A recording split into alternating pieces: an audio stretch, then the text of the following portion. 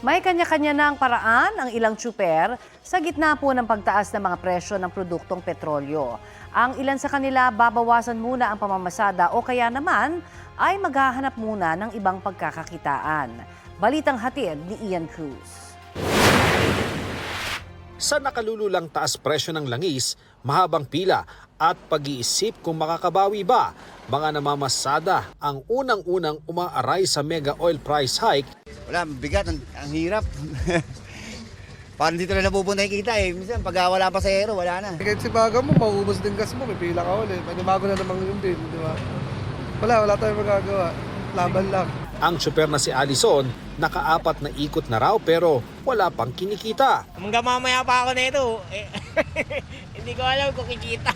Kauspot ang grupo ko sa Danmarod, sa Tayuman at sa Blumentritt, talagang napakabigat po. Sabi nga nila, palagay ko, kahobit hindi raw namin makakaya.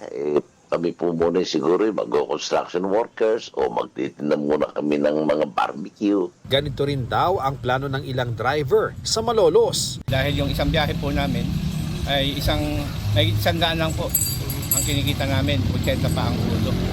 So mapipilitan siguro huminto muna yung iba pamamasada at paubaya muna sa mga operator habang naghihintay pa ng ayuda mula sa gobyerno. Pinag-aaralan namang bawasan ang mga araw ng pagbiyahe ng mga traditional jeepney na sakop ng One Pangasinan Transportation Federation. Oras na ipatupad ito, ayon sa grupo, hanggang 35% ang mababawas sa mga bumibiyahing jeep sa buong probinsya kada araw. At least kikita ang jeepney natin. Pati boundary hindi siya masyadong maapektuhan.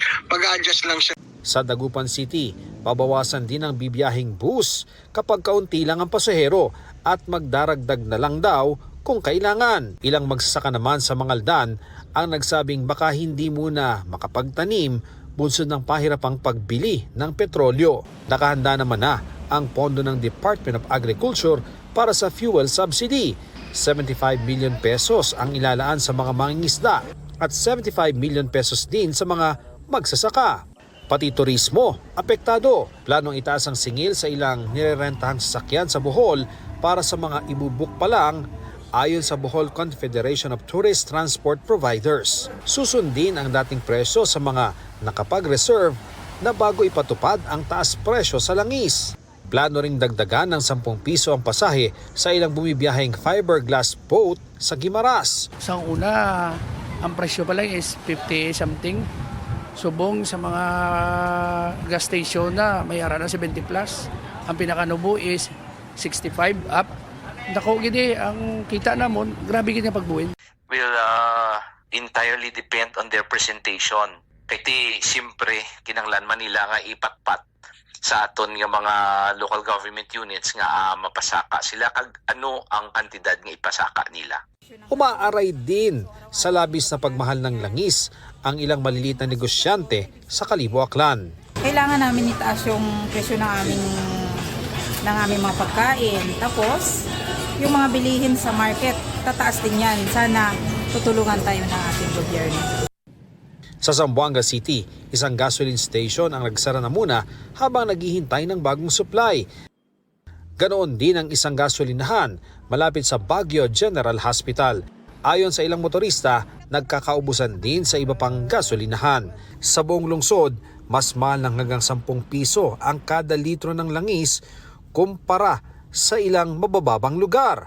Ang diesel, halos 90 pesos na ang presyo kada litro sa Baguio sa isa sa mga gasolinahan nito, kumpara sa hanggang 77 pesos lang sa Metro Manila. Kabilang sa pinakamalapit nilang source, ang oil depot ng Poro Point sa La Union na nasa Kapatagan at halos 60 kilometro ang layo sa Baguio.